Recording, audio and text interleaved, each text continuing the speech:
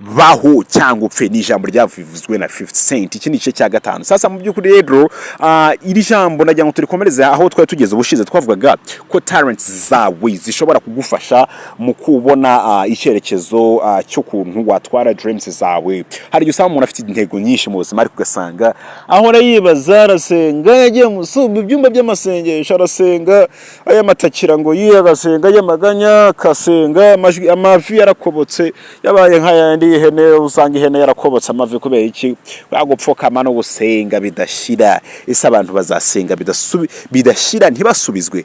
Hari gihe usanga rero rimwe na rimwe ibyo abantu basengera biri muki biri mu bintu biri mu biganza byabo bafite kujya nabe kabikora bakare kwigwa bigwa bakobora amavi yabo ngo barasenga buri munsi bidashira. Kandi ugasanga mu byukuri icyo umuntu ari gusengera nawe ubwe yakikorera. Nyamuneka imbuzi kuko nibe bintu nyamuneka ye mwishe cya gatanu rero munyemere tugaruke ku kintu bita talent.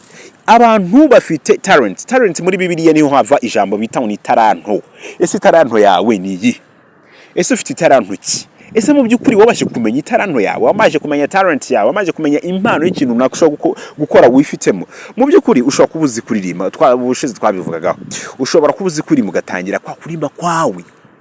Hano hanze dufite amakaraoke, mujye mu byo bitana amakaraoke za house parties amakaraoke. Of course ushobora kugenda ukazigerageza.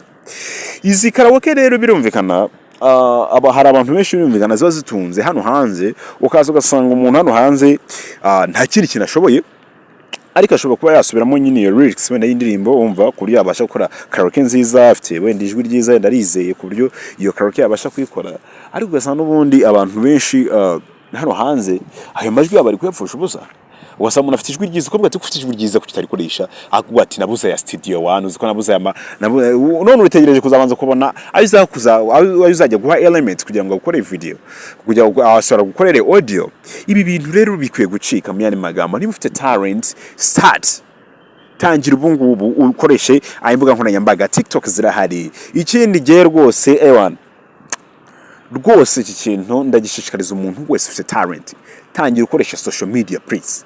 Ukoresha talents yawe maybe ibintu byazatuma utapfa ubusa. Urwo n'urugero rwa mbere gupfusa rero gupfa ubusa kwa mbere bihera mu kudakoresha impano wifitemo egare gupfa ubusa. Rero ikindi nimba ushobora kuba uri umu filmmaker like actor uri actor cyangwa uri actress mu byukuri reka nkubaza iki kintu. Ese mu byukuri gukina filime kwawe nimba koko bitakunda nago wajya ufata ku telefone kawe cyangwa ugashaka mu telefone keza ugatangira ikintu tuntu kina mico. Erega ntabikaze ntuwite kuriho high quality ya videos kuko ibyo ngibyo nago YouTube izabiriba nago YouTube izabyitaho. Ikingenzi ni umwete w'abantu ni ishyaka ni ya consistency ushyiraho mu guhora uteka ryose abantu ibintu byiza. Ibi bintu byafungura umuryango wo kuzakugeza kuri za dreams zawe. So gupfa ubusa rero bihera muno mwizi talents. Cyo kuvuga ati nta bushobozi ufite bwo kujya kubaka kira kintu urabona nije niba ucyubake gute ariko ufite talent. Imana nta kintu taguhaye mu biganza byawe like yabanje guwa iyo tarantu kugira ngo wicare icuruze numara kwicuruza ive mu bushobozi bugiye kukubakira ejo hawe heza. Bikorwa bite rero?